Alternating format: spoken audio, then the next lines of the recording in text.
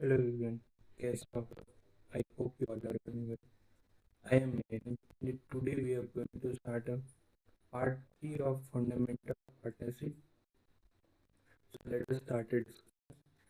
हम लोग interest on capital को भी कर लिए थे, बट एक बार इंटरेस्ट ऑन कैपिटल देखते हैं। ठीक है, सो क्या बोल रहा है क्वेश्चन, एक सेकेंड। तो अपन इंटरेस्ट ऑन कैपिटल को एक बार देखते हैं। पहले no interest on capital is allowed unless specifically agreed among the partners। यदि पार्टनर्स के बीच में स्पेसिफिकली एग्रीड नहीं है तो इंटरेस्ट ऑन कैपिटल्स नहीं दिया जाता। ठीक है, यदि पार्टनर्स के बीच में स्पेसिफिकली एग्रीड है तब इंटरेस्ट ऑन कैपिटल दिया जाएगा, अदरवाइज नहीं दिया जाएगा। क्या बोल रहा है? when the deed specifically provides for the interest on capital credited to the partners at agreed rate with reference to the जितने टाइम पीरियड के लिए उसका इंटरेस्ट ऑन कैपिटल आया है उतने टाइम पीरियड के लिए एग्रीड रेट से दिया जाएगा। For which the capital remain in the business, जितने टाइम में के लिए कैपिटल बिजनेस में रहा है, जैसे कि 6 मंथ के लिए आया है, 4 मंथ के लिए आया है, 8 मंथ के लिए आया है, तो उतने पीरियड के लिए ही इंटरेस्ट ऑन कैपिटल अलाउड होगा। अब यहाँ पर दिक्कत क्या होता है, बीच में एडिशन भी हो रहा है और बीच में विड्रॉल भी हो रहा है कैपिटल का, उसमें कैसे होगा? तो उसमें आपका जितना बैलेंस ओपनिंग कैपिटल है उस वो तो आपका ड्यूरिंग द ईयर पूरे 12 मंथ रहा है, तो आपके ओपनिंग कैपिटल के अमाउंट पे आपको सारे ईयर्स का इंटरेस्ट मिलेगा। ओके, और जो एडिशनल कैपिटल आप लोगों ने लगाया है ड्यूरिंग द ईयर, तो जब से लगाया है तब से last day of the financial year. For example इसको समझते हैं, जैसे मैंने कैपिटल लगाया है 1 जुलाई को, तो जुलाई, अगस्त, सितंबर, अक्टूबर, नवंबर, दिसंबर, जनवरी, फरवरी, मार्च, कितने महीने का मिलेगा? 9 मंथ मिलेगा। ठीक है, मैंने विड्रॉल किया 13 जून को, तो अप्रैल, मई, जून 3 मंथ का मिलेगा। ठीक है, क्लियर है?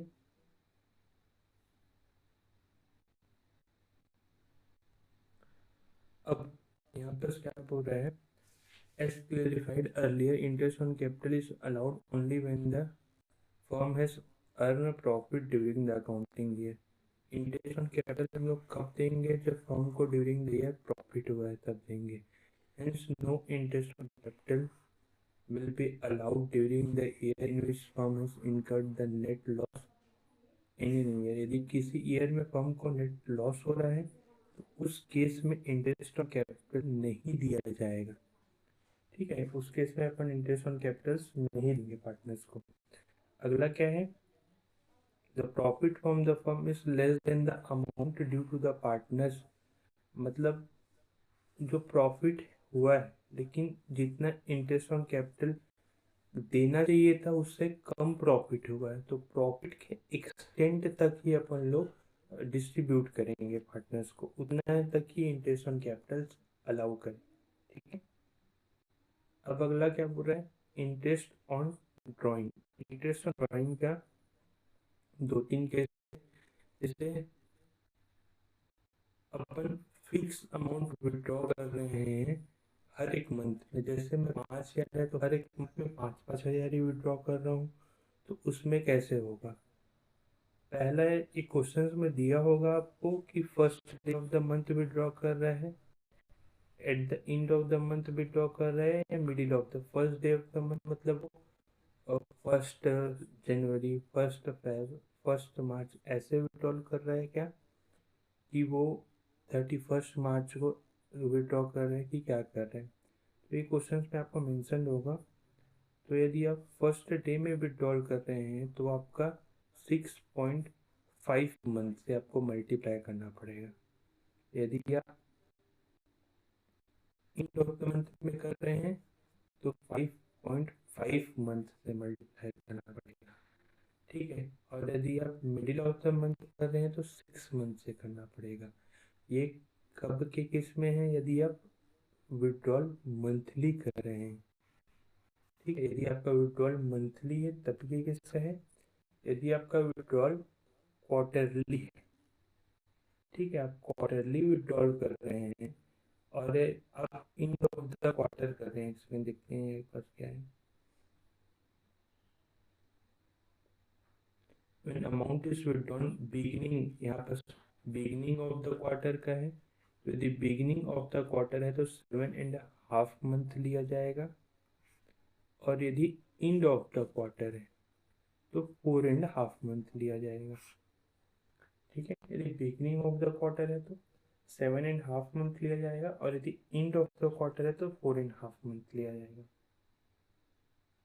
यदि हम लोग ऊपर में क्या था कि हम लोग सेम अमाउंट विड्रॉ कर रहे हैं, यदि आप डिफरेंट अमाउंट विड्रॉ करें तो आपका प्रोडक्ट मेथड लगता है, ठीक है। प्रोडक्ट मेथड में क्या है, आपका एक मंथ का विड्रॉ करने का एक फॉर्मूला होता है। जब अपन इसका क्वेश्चंस करेंगे ना तो क्वेश्चंस के साथ इस चीज़ को पूरा डिस्कस करेंगे,